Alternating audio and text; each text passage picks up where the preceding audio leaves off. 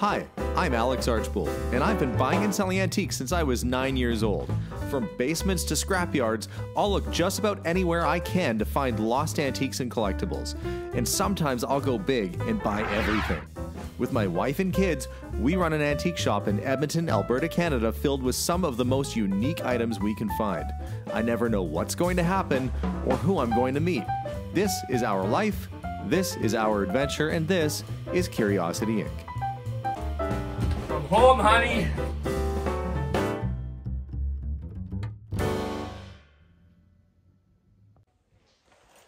Hey guys, and welcome to today's video. Well, last episode, I left it with a lot of uncertainty. We weren't sure if we're gonna get the inspections passed, and frankly, as of this moment today, nothing has changed.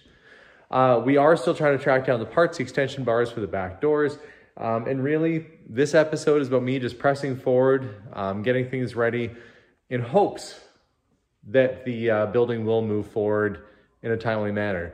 So today is the day that I take the plastic off the cooler, and I'm going to fill it up. I've been buying some soda, which is behind me here, all sorts of glass bottle pop and all sorts of other things that are gonna go in there. And I'm just gonna start getting this store all ready to go and make sure that we're staying optimistic and doing whatever we can to make this all happen. So stay tuned as I get the store, some more of it finished, try and get some more stock on the shelves, and hopefully get one step closer to this place being able to open. Follow along. And presto, I have a shelf in the corner. Now that's because I have ordered a line of Bavarian boho kind of chic glassware that I wanted to have on display.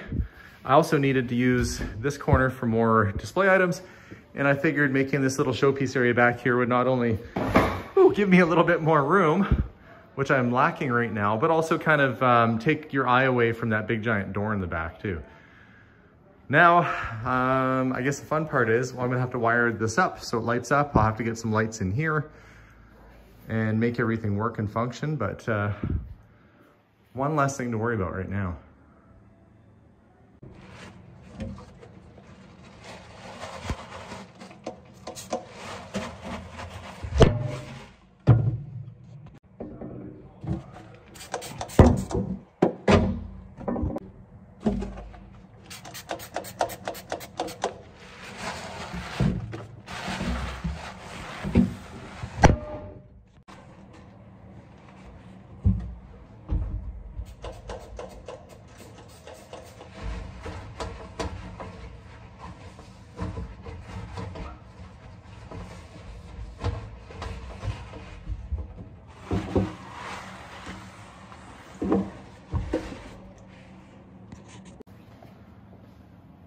Lucky for me that Sean was here to help me to move that cabinet.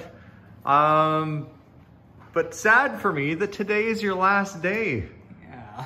Sean. Sad for me too. I sincerely appreciate the last few years that we've had, you helping me out and helping give my family back time with me and the ability to do crazy, wonderful things. But I always knew that a talented guy like you who is super into music, this would just be a job that would kind of take you somewhere else. So you are headed more in your industry, is that right? Yeah, I'm going to, I've been working at a recording studio for a few months now, so I'm going to try to spend some more time there, and then going to be working in selling audio stuff to studios and to people who kind of have those kinds of setups in their house. You're going to be super connected in the industry. You'll be the guy.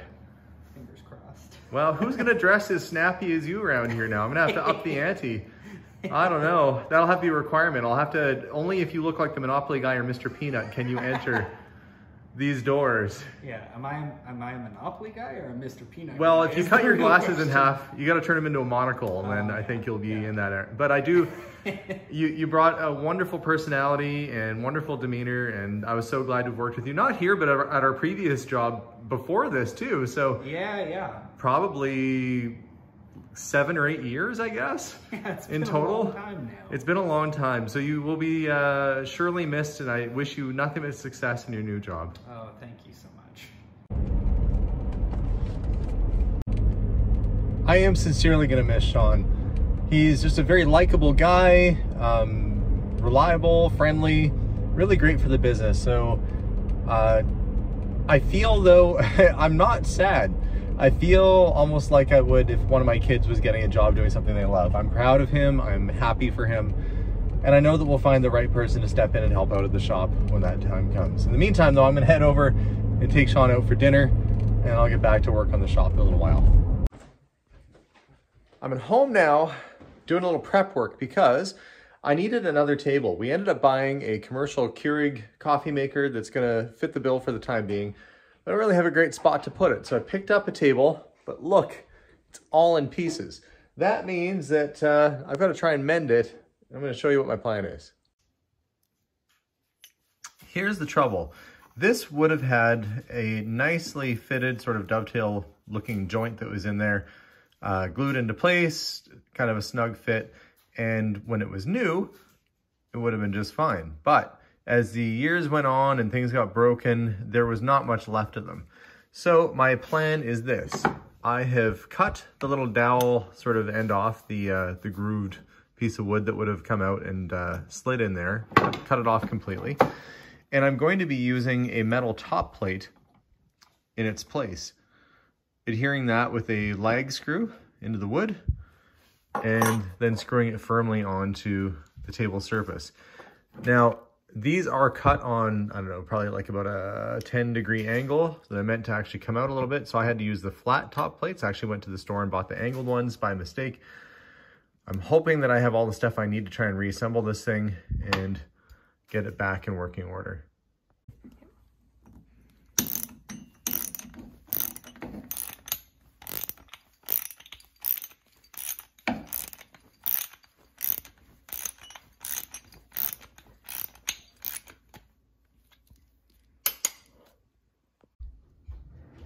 With the new mounting plate installed, we line up where it sat before, which is right at that edge. We get the screw ready and we drill it into place.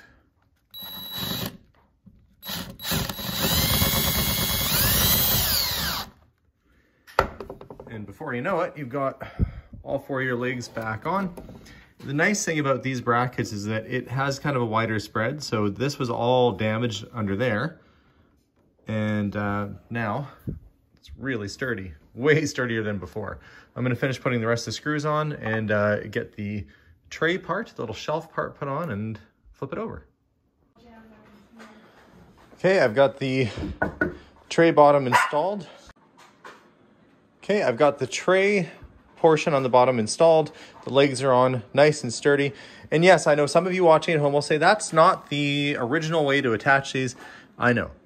They were broken really badly. This is my workaround. If you have a broken table at home, this is a way to take something that might be scrap and make it salvageable again. These little brackets are really on there good. So now the big test, flipping it over and seeing if it's a table. Well, there it is. From the, well, there's a little bit of damage on the top, but overall, it's a sturdy, usable table again. And I liked it because it had these brass claw feet, really classic sort of looks. And for the $100 I'm into this table for total, that'll be a nice little side piece and do the trick over the shop. So I'll load that up in the truck and take that into work tomorrow. There, my little table is working well. And put a little coffee maker on it and have some cups down below, a little cream and sugar going on there, and we'll have coffee available in here. Not quite the same as having a barista, but at least it's something I can do and can offer. Now that that table is done and fixed, I need to install some showcase lights. I guess just sort of pot lights up here, because it's a little bit dark in this area and I do want to get a little bit more light going on over here. I had saved these little lights from our old location. I hadn't used them yet. Kind of glad that I saved them. Oh, I'm gonna work my best to try and get them installed all on the top there. Drill a hole, run a cable out the side and plug it in. Sounds real easy, but I guess we'll see how this all goes. It's not that I haven't done it before, so let's do it again. Getting the lights wired in, and I was gonna go get my drill, but look, the hole is still there from the last time. The last people had the lights there, so I should just be able to put this plug in through and be all set. There we go. A little bit of extra light on the old showcase. Ought to look nice once I get all the product in there. And that's kind of what I'm waiting for, is some more product to arrive. While that's happening, I have some extra boxes to put away and some cleaning to do. But I think between today and tomorrow, I'm going to be pretty darn busy getting stock put out.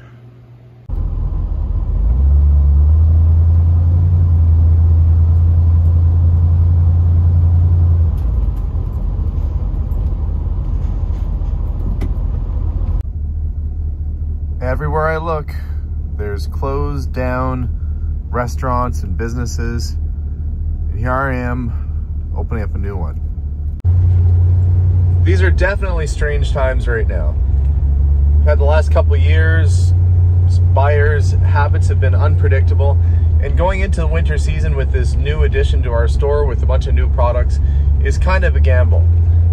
But the nice thing is at least we own the space, we can stay flexible. And if one thing doesn't work, I can just carry something else. But I tell you, even with all the sort of safeguards I've set in place for myself, it's still a bit stressful because you just frankly don't know. I mean, you never know in business, but you really don't know. Could we be shut down? Could there be another wave of this virus going around? Could there be all these? This has definitely been a weird couple of years, I think we'll all agree. But what it's done to business has made it very uncertain for walk-in traffic. A lot of online businesses that can ship direct to your door have been picking up the pieces from a shattered retail industry. And opening up this new addition to our store in the hopes that I'm gonna actually have people who want to get out of their houses and come and see the shop and have an experience and find something cool. And I know that people do want to do that, but are they ready? I don't know. It's going to be a bit of a risk, but anything is a risk. But at least with our shop there, we can stay somewhat flexible, move product around, carry different things if things aren't working, or even expand what we're doing. I feel like even with all this flexibility I've given myself in the business, it's still very much uncertain times. Now that we're back at the shop, I have to start getting these tables organized and set up the way I want them. The goal was, well, this table has to get cleared off completely, and we've got some little displays that are going to go on top of that. And what are the displays? Funny little oven mitts. Funny little oven mitts. Kind of goes with the same quirky line as the socks that I carry, and you know, usable items that kind of make you smile a little bit. That's the idea. Those have to go on this rack, which I just took out of the box. And my friend Bill is here to help out. And we were just saying our farewells to Sean, and Bill is stepping in to help us out for a short while here with some days. So I appreciate that, Bill. My pleasure. He's here today helping me, so we're gonna get this table cleared off and then start setting up a display on it. So we're gonna crack to it. Hey everyone, and welcome to today's episode at the shop. Well, as you know, last time we were struggling to get some things caught up and waiting for some door hardware to come in before we could get final inspections on the property. Now we're at the stage where things are starting to show up. The weather is still half decent, and we had some good news. The door extensions that I was waiting for arrived. Just that thin little piece of aluminum was causing us so much grief and preventing us from getting the doors worked on. So the guys are here working on that. And on top of that, the HVAC system passed. The inspector was here the other day, although he did leave the door unlocked, which gave me a bit of a fright. But the HVAC has passed, and once this is all done and ready, I can actually start getting to work on getting the rest of the store ready to go for opening. I'm still waiting on orders that have not come in for the back shelves. So I'm hoping that all arrives and everything lines up at the exact right time. Well, I'm happy to say that after the weeks and weeks of waiting, well, let me get ahead of myself. We don't have permission to open yet. I'm not that happy. Trust me, you'll know when I'm that happy. What I am happy about though, is that the parts for my door have arrived and this thing actually works like it should. What we were waiting for was this section right there. Super simple part. But even when it arrived, the guys had to do a lot of extra fiddling and adjusting to make it work just right. But that is done now. So that part of the building, which was really holding us up, is in and done. And I have to say, I'm glad that my contractor ended up finding some elsewhere, because the pieces that were on back order from the other company never did arrive. He had to find them in another place, another location, get them shipped in. If I was still waiting on that, we'd be even more delayed. But here's where things stand. We're waiting on a gas valve to get fixed in the back, and for us to call that in and show them that we're compliant and hopefully get that passed. And then we can call for our occupancy, our final inspection. When we get the occupancy, I have to be ready to open, which means that all my orders that I've been doing that should be in this area here need to actually arrive. Because right now I've got empty shelves for product that is not here yet. So those orders are in, they're on their way, but will they be here before we open? That's anybody's guess. But for now, at least anyway, I do have the majority of stock starting to fill up. We've got, you know, things kind of in position. I had some broken tiles. It was my fault. The guys came and fixed that, and I'm really appreciative about that. That's what you get when you try and move a piano on your own on tile floors. Not the smartest thing. Anyway, it's in position now, and I'm not going to move it for a while. I have some cleanup to do, some extra displays to do on this table here, and we need to get the product for the back corner. But really, I am probably, assuming this product shows up here before long, I am maybe a week or two away from opening this side. It all comes down to final inspections. So let's cross our fingers and hope that goes well. Well, that's it for now. Doors are closed, store is locked, and almost stocked and ready to sell stuff. The next thing I'm waiting for is permission. I'm really hoping the next episode that happens, that we'll have some kind of great welcome to the store, some sort of big opening. But for now, it's just a couple steps forward, sometimes one step back. Thanks for watching today's episode, guys, and stay tuned to see if we can get this thing open before the Christmas season here.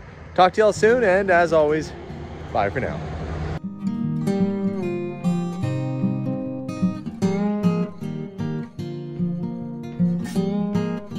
All right, it's a new day, and finally I get to try the chicken fajita bowls. So let's get cooking, and I'll show you what it looks like on the back too, so you can take a better look. In this bag, each one has a little bag. This one said chicken fajita bowls, which is what I'm making. And I've had this in the freezer, I thawed it out though. Had the rice, tomato salsa, sour cream, the cheese, Mexican seasoning, some red onions, a lot of red onions, some big chilies, what are these called? Poblano pepper. I probably pronounced that really badly. So I have everything ready to go. And then on the back, so it goes through your list of ingredients just in case you did take it out of the bag. And then all of the instructions of what I need to do. Oh, dinner solved. Yes, that is exactly what it did for me. The nice thing also with these is that it tells you family friendly. This is spicy if you make it spicy, but you can control the heat by how many peppers you put in, or if you put in the seeds or the ribs. So it should take around 25 minutes. I am a messy cook, so I know it's gonna take closer to 30-35 minutes, because I'm one of those people that keeps pulling out the instructions over and over again, you know, just to make sure that chicken indeed is going in the pan. Let's get cooking. Well, fall is transitioning into winter, and with winter comes the holiday seasons, and holidays can be hectic. But HelloFresh keeps things simple with recipes and ingredients that cut out grocery shopping and limit meal prep time, so you can spend more of that festive season with friends and family. HelloFresh offers so many recipes to choose from each week to help you break out of your recipe rut. Did I think I'd be eating this today? No, I didn't. Am I happy I'm trying something new? Yes, I sure am. One thing we like is that HelloFresh offers a wide variety of quick and easy recipes, including 20-minute meals, easy cleanup, and low prep options. HelloFresh's pre-portioned ingredients mean there's less prep for you and less wasted food. In fact, they cut down on your food waste by about 25% because it's all good stuff ready to go. There's very little trimming and very little waste whatsoever. We were so honored that HelloFresh wanted to work with us. We've been very selective with the sponsors that we have on the channel. HelloFresh is something that we've used before in our own lives, and frankly, it's been really nice having the meals show up at the door. We have our week's worth of meals made out for us. Like I said, there's leftovers for the kids. It's absolutely fantastic. The food is really fresh. Been very happy with the quality, and it's nice variety. It has been absolutely great. They talk about breaking out of the rut. It has been wonderful having different things to try and new favorites that the whole family's enjoyed. They give you these great recipe cards that we've been keeping aside and putting in the recipe book so that we can recreate that dish on our own if we want to, or reorder from HelloFresh again. It's a great deal and we're really happy with it. You can try it too. Go to hellofresh.com/CuriosityIncorporated14 and use code CuriosityIncorporated14 for up to 14 free meals and 3 free gifts.